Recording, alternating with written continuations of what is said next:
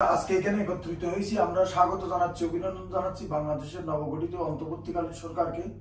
আমরা প্রবাসীরা দেশে যে অরাজকতা হয়েছে, গণহত্যা হয়েছে, আইনগর সৃষ্টি হয়েছে, লুটতরাজ হয়েছে, টাকা পাচার হয়েছে, আওয়ামী লীগকে দ্রুত বিচারের আওতায় এনে আওয়ামী লীগকে নিষিদ্ধ করা হোক এবং যথাযথ বিচার করা হোক। বিশেষ করে প্রবাসীদের লাশ বিনে বসে দেশে পাঠানোর ব্যবস্থা করা সহ বিমানবন্দরে হয়রানি বন্ধ এবং যথাযথভাবে বিভিন্ন দাবিগুলো মেনে নেওয়ার জন্য আমি প্রধান উপদেষ্টা সহ সকলের দৃষ্টি আকর্ষণ করছি। অসংখ্য ধন্যবাদ কাশেম ভাইকে। এই মুহূর্তে আমাদের মাঝে বক্তব্য রাখবেন আমাদের কুয়েত প্রবাসী রেমিটেন্স যোদ্ধা মোহাম্মদ রুবেল ভাই। আসসালামু আলাইকুম ওয়া রাহমাতুল্লাহ। আজকের এই সভা আয়োজন করার জন্য আমি কাশেম ভাইকে অসংখ্য ধন্যবাদ দিচ্ছি এবং উপস্থিত যারা আছেন তাদেরকেও এখানে উপস্থিত হওয়ার জন্য অসংখ্য ধন্যবাদ জানাচ্ছি।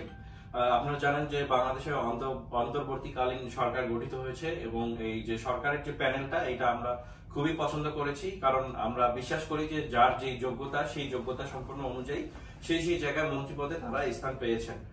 এই জন্য অসংখ্য ধন্যবাদ এবং অবশ্যই আমরা আমাদের যেটা দাবি যে আওয়ামী লীগ দলটিকে বাংলাদেশে নিষিদ্ধ করা হোক, কারণ এরা অনেকগুলো নিরীহ মানুষ এবং নিরস্ত্র মানুষের উপরে এরা অস্ত্র চালিয়ে বাংলাদেশের বুকে, আমরা মনে করি যে বাংলাদেশের বুকে অনেক বড় একটি আঘাত করেছে এবং এরা পরবর্তীতে যেন আর কখনোই এই রাজনৈতিক দল বাংলাদেশে কাজ করতে না পারে, এইটার আমরা জোর দাবি জানাচ্ছি। ধন্যবাদ।